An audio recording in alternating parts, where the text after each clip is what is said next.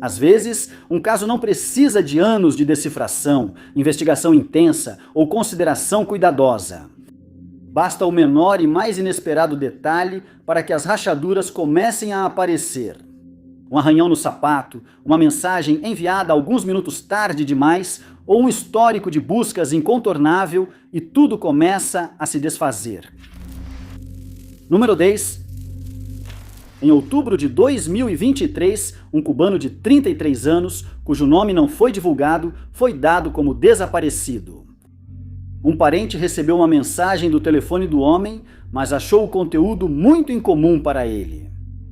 Supostamente, a mensagem dizia que ele conheceu uma mulher e decidiu deixar a Espanha e se desfazer do celular.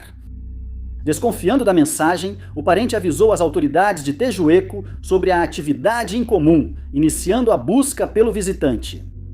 O cubano visitava a vila de Tejueco, na província de Soria, no norte. As autoridades o procuraram incansavelmente, mas não encontraram nada fora do comum. Eles tinham poucas informações, mas quando ele foi dado como desaparecido, uma coincidência improvável surgiu e levou à solução de um mistério de homicídio. Foi em outubro de 2023 que o carro do Google, que mapeia as ruas, visitou Tejueco pela primeira vez em 15 anos e mais tarde capturaria evidências borradas de um crime terrível. Após identificar possíveis movimentos do homem desaparecido, investigadores usaram o Google Street View e encontraram uma cena suspeita. Estava estacionado ao lado de um beco quase vazio, um veículo vermelho com o porta-malas aberto. Um homem inclinava-se sobre o porta-malas, colocando um saco branco e volumoso dentro dele. A investigação mostrou que uma imagem anterior feita pelo Google no mesmo dia estava disponível. A imagem borrada parece mostrar alguém empurrando um carrinho de mão com o mesmo saco branco e volumoso. Essas duas imagens seriam fundamentais para solucionar o desaparecimento do cidadão cubano de 33 anos. Usando o Google Street View, os policiais foram levados até a porta de duas pessoas, um homem e sua ex-namorada. Os detetives constataram que ambos conheciam o homem desaparecido. A mulher parceira do homem desaparecido e o ex dela foram presos por suspeita de sequestro, que acabou levando à investigação de homicídio e à descoberta do desaparecido. No início de dezembro de 2023, seu torso foi encontrado em uma cova rasa em um cemitério próximo, confirmando que seu desaparecimento foi resultado de homicídio.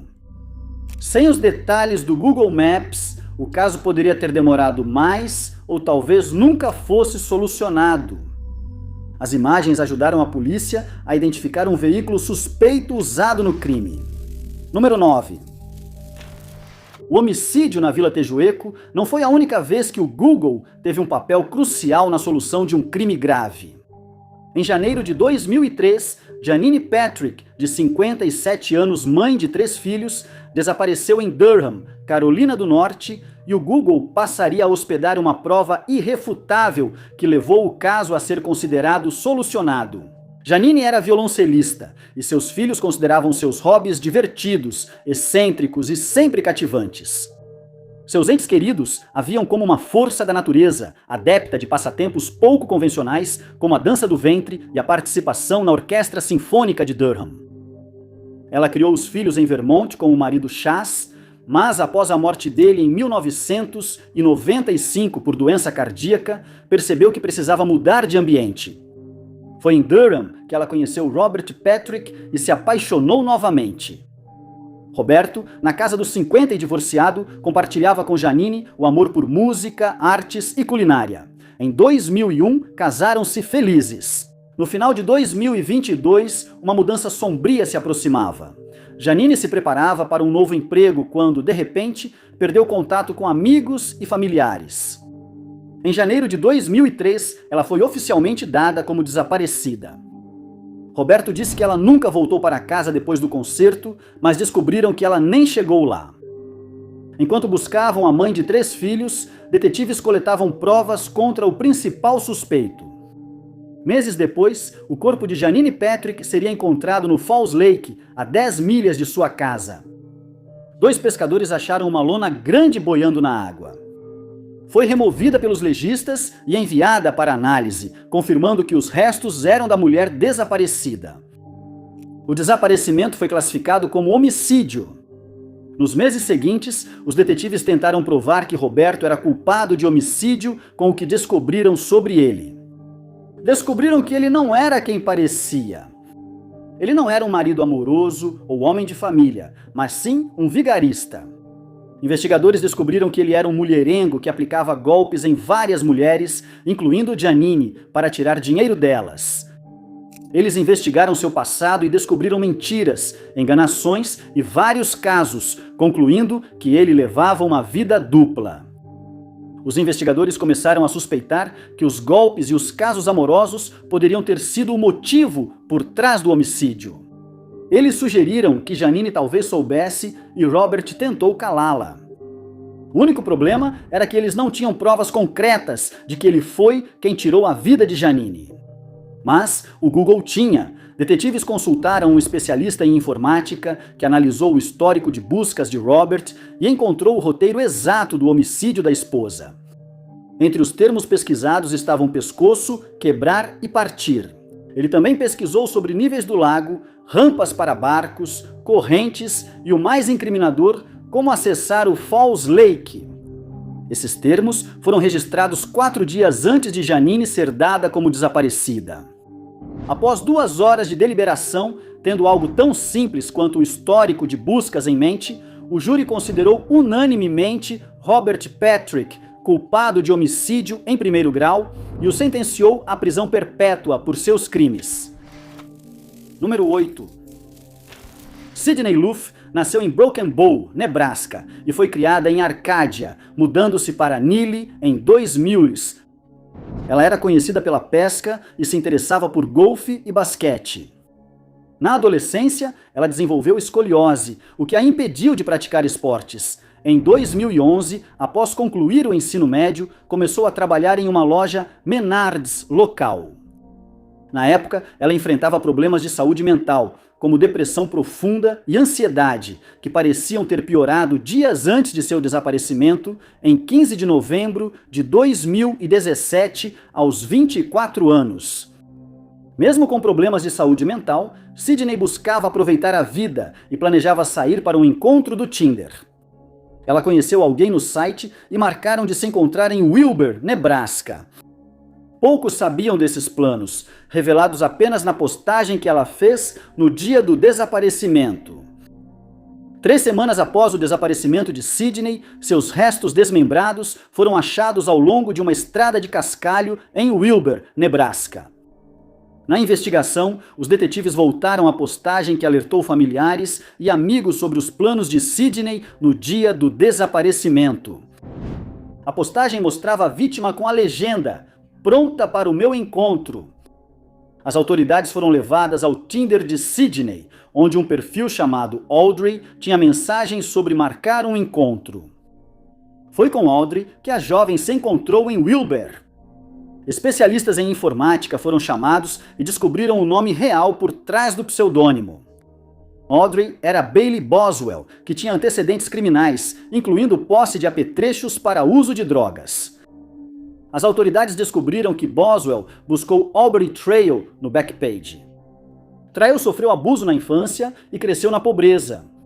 Ele passou por várias famílias acolhedoras antes de ser preso ainda adolescente por assalto à mão armada. A dupla virou pessoa de interesse após se determinar que os dois tinham se encontrado com Sidney na data marcada. Foram presos e interrogados exaustivamente, resultando em uma sequência caótica de confissões de Trail. No tribunal, promotores usaram mensagens do Tinder e outros fragmentos de informação para concluir que Trail e Boswell foram responsáveis pelo homicídio premeditado de Sidney Luff. As evidências incluíam gravações das lojas mostrando a dupla comprando um arco de serra de 30 centímetros, alicates de corte, lonas, uma lâmina afiada, sacos de lixo de 30 galões, alguns galões de água sanitária e um serrote de poda. Todos esses itens estavam ligados ao homicídio e desmembramento da jovem. Trail e Boswell foram depois condenados por homicídio em 1º grau. Número 7. Era 25 de abril de 1935, nos banhos do aquário Cook, onde residia um tubarão-tigre da praia Cook. Menos de uma semana após ser capturado, a equipe e autoridades notaram que o tubarão escondia um segredo. Ele adoeceu e ficou letárgico, mas mesmo assim foi exibido para uma multidão, logo ficando claro o motivo da doença. Diante do público, o tubarão regurgitou o que parecia um braço humano. Autoridades foram acionadas e o membro removido do tanque. Investigadores notaram primeiro que o braço não foi separado por dentes de tubarão. Ele havia sido removido com uma lâmina. Sem o resto do corpo e sem a tecnologia de DNA, identificar o corpo se mostrou difícil. O braço tinha uma tatuagem única, que os policiais fotografaram e publicaram no Sydney Truth, na esperança de que alguém a reconhecesse. Logo, Edwin Smith se apresentou, reconhecendo a tatuagem como a do irmão, James Jimmy Smith. Jimmy era ex-pugilista e dono de um salão de bilhar, e havia desaparecido algumas semanas antes, no dia 7 de abril de 1935. Edwin forneceu o DNA para confirmar a identificação. O braço era de Jimmy e a polícia conduzia uma investigação de homicídio, cuja conclusão foi fácil de alcançar. No mês seguinte, os investigadores chegaram até um empresário do submundo, Reginald William Lloyd Holmes, um fraudador e contrabandista. Ele contratou Jimmy para golpes de seguro e os dois também envolveram o ex-militar e falsificador Patrick Francis Brady em suas atividades criminosas. Os investigadores concluíram que Brady foi a última pessoa a ver Jimmy antes de seu desaparecimento. Depois, ele foi preso suspeito e levado a julgamento. No dia 16 de maio, durante o julgamento, um motorista de táxi testemunhou que pegou Brady em Carnela, onde ele e Jimmy estavam bebendo e jogando cartas, e o levou até a rua Bayview, onde Holmes morava. O motorista notou que ele estava desarrumado, assustado e relutava em tirar a mão do bolso. A atividade criminosa, ser o último a ver a vítima viva, o depoimento do taxista e a revelação de que Jimmy era informante da polícia fizeram Brady ser acusado de homicídio. Número 6. No dia 9 de junho de 1987, o morador de Nova Orleans, André Daigle, de 27 anos, saiu do conforto de sua casa para jantar com um amigo no restaurante mexicano Chi-Chi's. Depois, jogaram sinuca e passaram a noite bebendo e festejando no Mitchell's Lounge. Durante a noite, André flertou com várias mulheres, uma delas chamada Thelma, que demonstrou um interesse especial por ele. Foi durante essa noite cheia de diversão, porém, que André desapareceu. Alguns dias depois, a irmã de André, Elise McGinley, que mora no sul da Califórnia, ficou sabendo do desaparecimento inesperado do marido. Ele faltou ao trabalho e deixou de falar com família e amigos. Elise notificou as autoridades e, enquanto as investigações avançavam lentamente, a irmã, preocupada, buscou a ajuda de uma fonte inesperada. Ela procurou um investigador psíquico que conheceu dias antes com amigos só para se divertir. A investigadora psíquica, Rosemary Kerr, aceitou ajudar a família a procurar André desaparecido. Ela pediu à irmã que trouxesse um mapa da Louisiana, o que seria fundamental para entender o que havia acontecido. Na consulta, o mapa e a foto do homem desaparecido foram postos juntos na mesa. Rosemary fechou os olhos e tocou a imagem de André com os dedos. Pouco depois, ela reclamou de forte dor de cabeça. Ela disse que era como se tivesse sido atingida por um objeto contundente e depois descreveu a caminhonete de André, destacando um arranhão distinto na lateral. Rosemary relatou ter visto uma pessoa de cabelo loiro comprido exercendo poder sobre o homem. E essa informação deixou a família confusa, porque até onde sabiam, André não tinha namorada. Rosemary direcionou sua atenção para o mapa e foi acometida por uma dor de cabeça. Nesse momento intenso, ela descreveu um pântano, uma ponte longa suspensa sobre a água, uma praia de areia e o número 7. Seus dedos passaram por Slidell, a cerca de 30 milhas de Nova Orleans. A vidente abriu os olhos e disse a eles que, se quisessem encontrar André, teriam que ir para Slidell. A família fez isso e, a caminho da região, Elise viu uma caminhonete conhecida passando rápido por ela. Ela reconheceu a caminhonete de André pelo longo arranhão na lateral. Elise seguiu o veículo, viu 2 homens dentro, mas nenhum era seu irmão desaparecido. A família, achando que os homens no veículo sabiam do caso, avisou a polícia, que perseguiu e parou a caminhonete. Dentro do veículo roubado estavam Michael Phillips e Charles Gervais, que, ao serem interrogados, confessaram ter assassinado André Daigle. Quando perguntados sobre o motivo, eles disseram que estavam curiosos para saber se seriam capazes de fazer isso. O plano incluía a namorada de Michael, Delma Horne, uma mulher loira. Investigações adicionais recuperaram o corpo da vítima em uma faixa de areia próxima ao pântano Manchac, perto da saída 7 da rodovia. Os 2 homens se declararam culpados pelo homicídio e foram condenados à prisão perpétua, sem possibilidade de liberdade condicional. Número 5. Maurice Travis foi um maníaco homicida americano responsabilizado por matar pelo menos 12 mulheres, podendo chegar a mais de 18. Ele assumiu a responsabilidade por até 17 homicídios, o que algumas autoridades duvidam, enquanto outras sugerem mais de 20 vítimas. Quando se tornou pessoa de interesse, em alguns casos, Travis já tinha antecedentes criminais, como condenações por assalto à mão armada e posse de drogas para uso recreativo. Há ao menos um vídeo em que Travis aparece cometendo atos indescritíveis contra várias vítimas. A fita foi achada na busca em sua casa em Ferguson, Missouri, e serviu como principal prova para sua condenação por homicídio. Mas a fita de vídeo não foi o motivo das suspeitas contra Travis por esses crimes contra mulheres. O que levou as autoridades até a porta de Travis foi um simples erro da parte dele. Durante sua onda homicida, o maníaco ficou desesperado por atenção e notoriedade, o que o levou a enviar uma carta anônima para um repórter do St. Louis Post-Dispatch.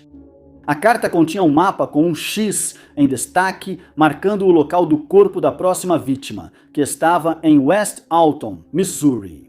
Essa característica também foi vista como genérica. Os investigadores constataram que o mapa fora gerado no Expedia, conforme a marca d'água. Expedia é uma plataforma online de viagens que permite planejar férias, oferecendo voos, hospedagem, aluguel de carros e mapas de destinos. Usando essa descoberta, as autoridades rastrearam o mapa gerado pelo Expedia até Maury Travis, o que levou à sua prisão. Enquanto estava sob custódia, a polícia revistou sua casa e encontrou uma câmara de tortura e instrumentos de tortura, um taser, recortes de jornal sobre seus crimes e uma fita de vídeo. Número 4. Ronald Platt era técnico em conserto de televisores e natural do Canadá. Em 1990, ele conheceu Albert Johnson Walker, outro canadense, consultor financeiro e fraudador. Eles se conheceram na Inglaterra e logo começaram a trabalhar juntos. 2 anos depois, Ronald manifestou vontade de voltar ao seu país. Ele comprou uma passagem só de ida para si e o convenceu a voltar ao Canadá. Walker também pediu que ele deixasse seus pertences, como carteira de motorista e certidão de nascimento, dizendo que seriam necessários para negócios juntos. Em 1995, depois de ficar sem dinheiro, Ronald voltou para a Inglaterra e reencontrou seu amigo e sócio. Enquanto estava na Inglaterra, Ronald desapareceu inexplicavelmente. Logo após seu retorno, pescadores acharam restos humanos nas redes, mas o corpo não pôde ser identificado devido ao tempo na água. O óbvio era que o relógio Rolex continuou à prova d'água, sem ser afetado por ficar submerso. Usando o número de série gravado no Rolex, a polícia registrou sua primeira pista. O número de série levou-os ao dono do relógio, Ronald Platt. Walker, sócio comercial da vítima e provavelmente a última pessoa a vê-la viva, foi chamado a depor. Ele disse que achava que Ronald viajou para a França. Sem nenhuma evidência que o ligasse a um crime, Walker foi liberado. Depois, os investigadores retornaram à casa do homem para nova entrevista. Walker não estava presente, mas os detetives falaram com um vizinho que disse que Ronald Platt morava ao lado, não Albert Walker. Também foi descoberto que a pessoa que morava nessa residência possuía um barco que havia sido encontrado perto da área onde o corpo de Ronald foi localizado. Os dados de GPS do barco o colocariam exatamente no local e horário do homicídio, que foi datado para o final de julho de 1996, informação que também havia sido determinada usando a reserva de energia do Rolex. Usando as informações do Rolex, uma identidade roubada e o GPS do barco, as autoridades prenderam Albert Walker e o condenaram por homicídio em primeiro grau, roubo, fraude e lavagem de dinheiro. Número 3. William Bradford era um maníaco homicida americano que foi condenado por 2 acusações, mas acredita-se que tenha feito mais de 28 vítimas. Em 2006, o Departamento do Xerife do Condado de Los Angeles divulgou fotos tiradas por Bradford, achadas em seu apartamento nos anos 80 durante seu julgamento e condenação. Foram essas imagens que desempenharam um papel fundamental na condenação do assassino. As fotografias mostravam até 54 mulheres, cada uma em uma pose de modelo. E foi através dessas imagens que os investigadores determinaram não apenas o modus operandi do assassino, mas também analisaram várias delas para provar que Bradford estava ligado aos desaparecimentos e homicídios. Fotos em estilo de modelo mostraram que Bradford se disfarçava de fotógrafo e prometia carreiras de modelo para atrair vítimas a locais remotos. Os locais remotos eram áreas desérticas com formações rochosas visíveis ao fundo das imagens de Bradford. Os detetives, reconhecendo esse fundo distinto e estudando as formações rochosas únicas, foram levados a uma área específica no deserto de Mojave. Uma análise forense foi realizada posteriormente na área, levando à descoberta de um acampamento onde vários homicídios haviam sido cometidos. Restos esqueléticos e DNA indicavam ser um local de homicídio em massa. Como o local aparecia ao fundo das fotos tiradas pelo falso fotógrafo das vítimas, investigadores confirmaram que ele esteve na cena dos crimes e tinha ligação com os mortos. O fundo de fotografias aparentemente inocentes acabou levando à condenação de William Bradford, solucionando vários casos de homicídio e de desaparecimento de pessoas. Número 2. Em 2002, Soham, Cambridgeshire, Inglaterra, tornou-se o cenário de um homicídio inesperado, que acabou se tornando um duplo homicídio. Em agosto, 2 melhores amigas se reuniram para um churrasco nos Red House Gardens. Elas estavam com outros amigos. Após cerca de 1 hora jogando no computador e ouvindo música, muitos foram para casa. Por volta das 18h, as 2 melhores amigas saíram sem avisar ninguém. Elas iam comprar doces na máquina do centro esportivo Ross Pierce. Elas foram vistas voltando ao número 4 da Red House Gardens, passando pela casa na College Close. A dupla não retornou à Red House Gardens e foi dada como desaparecida. Após semanas de buscas, com mais de 400 policiais, os corpos das meninas desaparecidas foram achados em uma vala entre a vegetação. O caso de desaparecimento agora havia se transformado em homicídio. O duplo homicídio, graças a uma fonte improvável, seria solucionado tão rápido quanto ocorreu. Foi a urtiga e a análise de botânica forense que levariam o autor do crime à justiça. A botânica, professora Patricia Wiltshire, analisou a vala tomada de mato onde acharam os corpos. Ela percebeu que a urtiga havia crescido ao longo da vala e tinha sido pisoteada, mas já mostrava sinais de recuperação. Wiltshire notou que a urtiga já brotava novos rebentos. O rebrotamento permitiu que ela calculasse há quanto tempo os corpos estavam na vala. Estima-se que os restos foram descartados 2 semanas antes, coincidindo com o desaparecimento da amiga. A linha do tempo levou de volta à casa na College Close, onde Ian Huntley, um zelador sênior da escola, residia.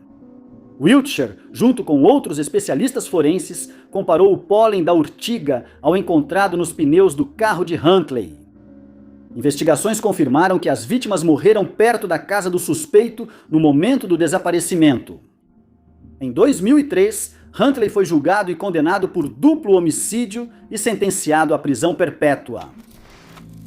Número 1.